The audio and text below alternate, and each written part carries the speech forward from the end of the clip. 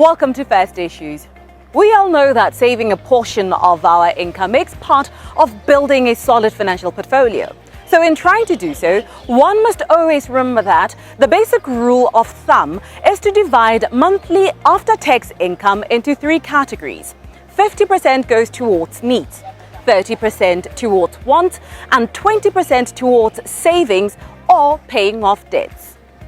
We can categorize the needs as paying rent, buying electricity, and paying for other utilities and groceries, wherein wants are those things that are not necessary to thrive but can be done nonetheless. They can include entertainment, a short trip, or a gift to someone's birthday.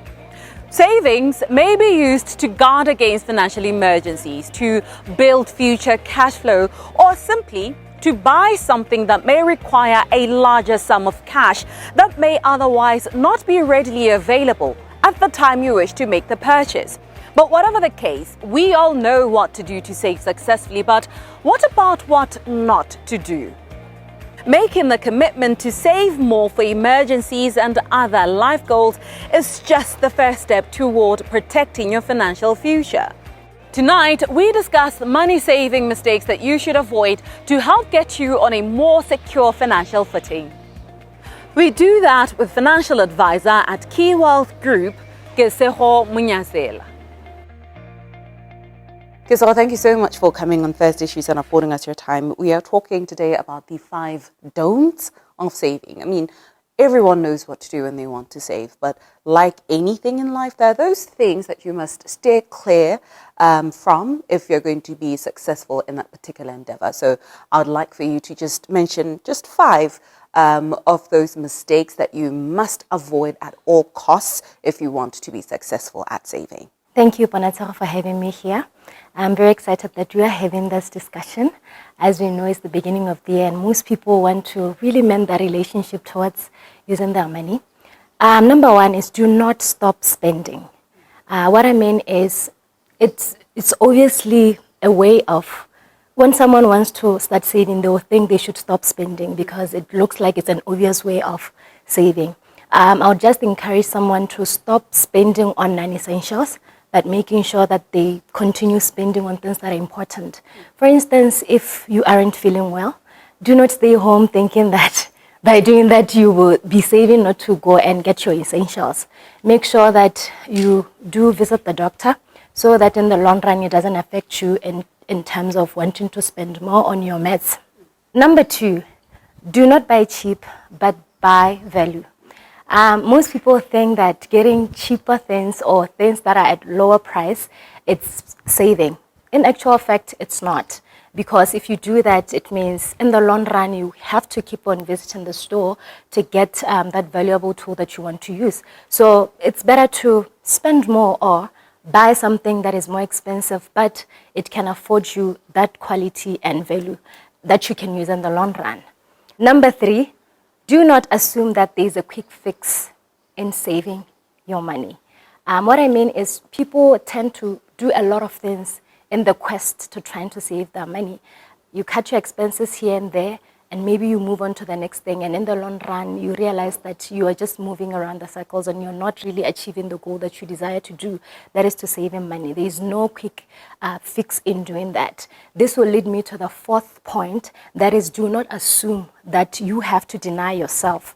Most people in the quest of trying to save money, they tend to deny enjoyment or things that they've been used to doing. For instance, if you're someone who relaxes by maybe going out or entertainment, I would say, do not try to deny yourself when you are trying to save your money, because you realize that it becomes a really painful process. So it's better to just look into expenses and see how you can go around in terms of cutting down, but not necessarily denying yourself. Number 5, do not tell yourself that you do not need to make fundamental changes. You need to make fundamental changes surrounding your life and how you spend. That is your spending habits. Most people want to save money, but they do not want to do certain things that will help them in the long run. And I believe during our conversation, we'll touch base on what people can do to save their money. Well, Kisoro, why are those mistakes so common? The main reason is that people do not realize that one need to make fundamental changes by incorporating money-saving methods that one has to learn into their lives or their lifestyles. Most of the time, we think, or try this maybe to work. But indeed and in actual fact, one has to really realize their spending habits and make sure that they incorporate money-saving methods that can work for them. And in establishing that, you really need to know your relationship you have towards money or the type of person you are towards spending, because overspending definitely wouldn't allow you to save money. Well, mistakes happen every day. So in the event that one has already made these mistakes, what remedies are there so that they can get back on track? Number one is one must start to record their expenses, because most of the time we get to overspend and not realize how much or the way we are spending money. So the best way to really get in touch or realize how you're using your money is by first recording your expenses. Number two, they should include saving in their budgets. We should all have a budget, and we should know that at least some of my money has to go towards savings. Number three, one must try and have 1 or 2 saving avenues, that is short-term or long-term. Basically just stating your goals and maintaining discipline. One can follow what we call SMART, that is your goals should be specific, they should be measurable, they should be attainable, and also make sure they are realistic, because at times we write things that we are not able to achieve. So make sure they're realistic, and then also they should be time bound so that you are able to track yourself if you've been really following up on what you have set to do. Number 4, people should cut down on their expenses or spending on unnecessary things. Lastly, change your attitude towards money. I believe that most people don't take this money issue very serious.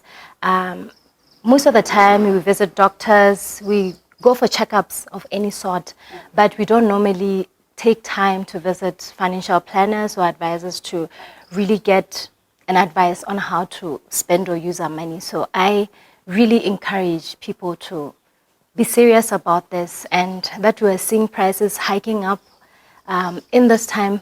So it's very important to make sure that you learn the important steps to take in order to really save your money.